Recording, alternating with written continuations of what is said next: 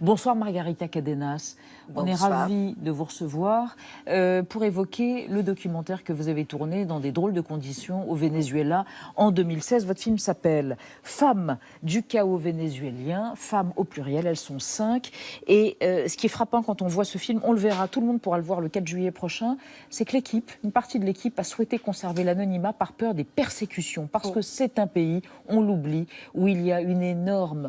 il y a d'abord un taux de mortalité incroyable, il y a des assassinats, il y a des enlèvements, il y a des milices paramilitaires. C'est à ce point-là que vous risquiez, vous, les femmes, et puis l'équipe, votre vie peut-être? Moi, j'étais la première surprise. À la fin du tournage, il y a l'équipe qui me dit « Écoute, Marguerite, tu habites en France, nous, on habite ici. » On peut être persécuté. Et voilà.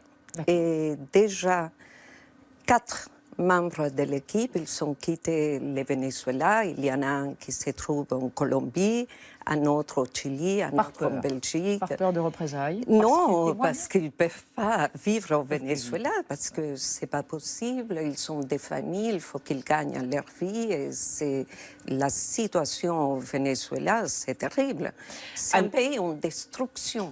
Un pays au bord de la ruine. On va en parler avec vous et puis on va évoquer avec vous ce choix de vous concentrer sur 5 destins de femmes. Mais d'abord, votre portrait réalisé par Marc-Antoine de Porrette, l'empreinte digitale. En tapant votre nom sur Internet, on découvre margaritacadenas.com, un site sur lequel on peut admirer les affiches des films et documentaires que vous avez produits, écrits ou réalisés, et parfois les 3. Vous êtes né à Caracas, au Venezuela, après des études de communication sociale à l'université catholique Andrés Bello. Vous devenez journaliste et travaillez un temps comme reporter pour la télévision. Cette expérience ne résiste pas à vos envies de fiction, alors vous partez à Londres pour apprendre la production et la réalisation au sein de la BBC. Vous vous installez finalement à Paris où vous produisez de nombreux films publicitaires avant de tourner votre caméra vers le documentaire. Régulièrement, vous revenez au Venezuela raconter des histoires sur votre pays, que ce soit à travers une série de courts-métrages, Mascaras, une invitation à découvrir une famille du Caracas des années 60 dans Macondo, et cette rencontre avec le peuple millénaire Yanomami dans un long métrage de fiction Cendre éternelle. Cette fois, vous revenez au documentaire avec Femmes du chaos vénézuélien. Vous dressez le portrait de 5 femmes et à travers leurs regards, vous racontez un pays qui s'effrite, se décompose en temps réel dans l'indifférence générale. La crise du pétrole couplée à une crise politique entraîne le Venezuela dans les abysses de la pauvreté. Et ceux qui le peuvent encore quittent le pays. Nos vamos por mis hijos, pero dejamos gran parte de nuestro corazón y de nuestra vida en Venezuela. D'après la Brookings Institution, 4 millions de Vénézuéliens ont fui leur pays depuis 1999. Comme vous le montrez, les hôpitaux au bord de la faillite ne sont plus approvisionnés en draps ou en médicaments. La pénurie alimentaire entraîne la violence, la justice ne fonctionne plus et les arrestations arbitraires orchestrées par des groupes paramilitaires sont légion. Caracas est devenue la ville la plus dangereuse du monde. En 2016, elle enregistre un chiffre à peine croyable, 28 479 homicides, l'équivalent de 78 morts par jour. Margarita Cadenas, dans des conditions aussi difficiles, comment avez-vous réussi à convaincre ces femmes de témoigner? Excellente question. Comment les avez-vous convaincus de se montrer et de parler? Et ça a été tout un processus parce que la première chose qu'on a fait avec mon équipe, ça a été voir les NGO. Les ONG, les associations. Je viens du Canada, Oui. Non, NGO, ONG, ONG, Provea, Bontu, Cofabic, Amnesty International. Donc, on a eu plusieurs femmes. Oui. J'ai mis un certain temps de les convaincre. La première chose, ça a été les promettre que les films ne sortiraient pas au Venezuela. D'accord. Voilà. Alors, elles sont 5, une infirmière, une salariée, une femme au foyer, une retraitée, une serveuse, une sans emploi. Pourquoi des femmes? Parce que ce sont les plus courageuses, parce que ce sont les plus vulnérables, parce qu'elles sont en première ligne, parce que ce sont elles qui cherchent à manger, qui ont les enfants, qui font tout, en quelque sorte. Un peu tout ça, et aussi parce que la société vénézuélienne est une société très machiste, mais en réalité, il y a un matriarcat très important. Donc, la mère, c'est Vous voyez, toutes ces femmes, elles sont des mères, elles sont inquiètes pour ses enfants et pour l'avenir des enfants. Donc, en suivant ces femmes, j'avais aussi comme un éventail, parce que toutes, soit elles travaillent, ou sinon elles cherchent à manger. Où elles ont travaillé. Voilà, où elles ont travaillé. Donc, pour moi, l'éventail avec les femmes, c'était plus intéressant, plus varié et plus intimiste. Et plus intimiste. Et plus humain. Il y en a une, on va parler des autres, mais il y en a une, l'infirmière, qui est face à des dilemmes moraux, éthiques, qui, de ce qu'elle raconte et de ce qu'on voit, montre bien comment la situation est désespérante. Il n'y a plus rien pour soigner, il n'y a plus de seringues, il n'y a plus rien, il n'y a plus de matériel, il faut aller acheter des médicaments. Et parfois, on reçoit 2 blessés, ou plutôt un malade d'appendicite et un blessé par balle. Lequel va-t-on opérer? Celui dont l'espérance de vie est la plus grande. C'est affreux, c'est ça tous les jours? C'est affreux, c'est affreux. En plus, je dirais que dans les hôpitaux au Venezuela, surtout les hôpitaux pour les gens qui n'ont pas d'argent, les plus démunis, on joue à Dieu. On joue à Dieu? À Dieu. Qui vit, qui vit pas. Éric? Oui, on en voit une autre femme qui, un matin, elle dort, elle est chez elle avec son mari et son enfant, et tout d'un coup, il y a des forces spéciales qui arrivent.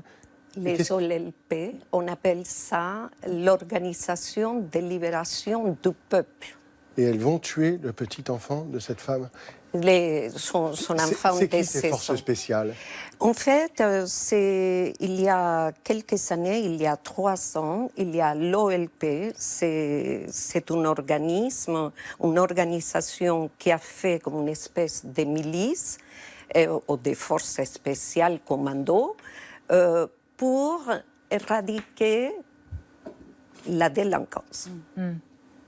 Entre guillemets. Ça fait penser aux Philippines. Voilà. Pensez à ce qui s'est passé aux Philippines avec Duterte. Et des donc, assassinats extrajudiciaires et des bavures. Et donc, ils s'arrivent et après, ils disent « Ah, on s'est trompé, c'est pas celui-là qu'on voulait tuer. » Margarita Cadenas, comment en est-on arrivé là? Ce fut un paradis il y a des décennies, le Venezuela. C'est un pays riche pauvre.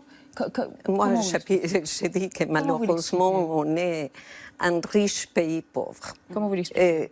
Vous savez, moi, je dis maintenant et à chaque fois, et je pense qu'il faut faire très attention quand on choisit qui nous dirige. Et voilà, ça peut arriver. Vous savez, ça peut arriver n'importe où. Ça peut basculer. La politique, les tendances et toutes les explications qu'on veut donner, soit droite, gauche, comme on veut, ça peut amener un pays complètement à changer, à basculer. Avec une inflation considérable. Nadia, on en parle? Je vais vous dire, quand j'ai tourné les films, l'inflation, c'était août 2016, l'inflation était 700%. Oui. Aujourd'hui, vous connaissez le chiffre. Dites-le nous. 13 800. On en parle, Nadia? Oui, avec un autre témoignage de femme qui a voulu montrer à quoi ressemblaient les conséquences de cette inflation folle. Elle s'appelle Yolanda, elle est cardiologue, elle a démissionné de l'hôpital de Caracas où elle travaillait depuis 5 ans précisément à cause des conditions de travail que vous venez de décrire, et elle a posté sur Internet le chèque de son solde de tout compte. C'est un chèque d'un montant de 156 584 bolivars, ça représente 20 centimes de dollars au taux du marché noir, soit de quoi s'acheter un café. C'est une photo qui a été beaucoup partagée, commentée par des gens qui ont vécu plus ou moins la même chose, mais moins qu'un message, un autre message qui a été diffusé sur Internet par le gouverneur de l'État de Carabobo. Lui, il se plaint de ne plus pouvoir remplir sa piscine à cause des coupures d'eau. Il est très éploré, il est très triste de ça et il le raconte sur Internet. Ça montre l'absurdité, la déconnexion entre les élites et le peuple. Quand vous voyez ça, vous imaginez quoi pour l'avenir très proche du Venezuela? Vers quoi on se dirige? Encore plus de chaos? Et je déteste dire ça, mais je pense qu'il faut beaucoup de temps encore. Le Venezuela, on ne sortira pas de cette crise. Et ce qui se passe, on a des soi-disant élections dimanche prochain. Dimanche prochain.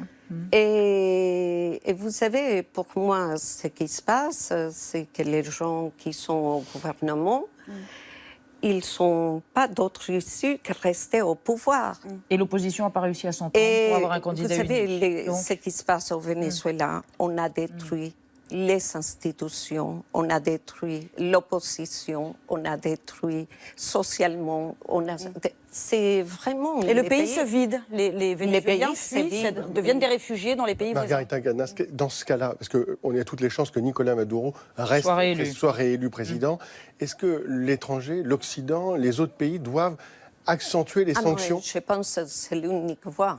plus de sanctions? Est-ce que Ça étrangle plus. la population? Oui, mais C'est là, paradoxal. je ne sais pas, il faut à un moment donné mettre les gouvernements devant les faits accomplis qu'il faut changer.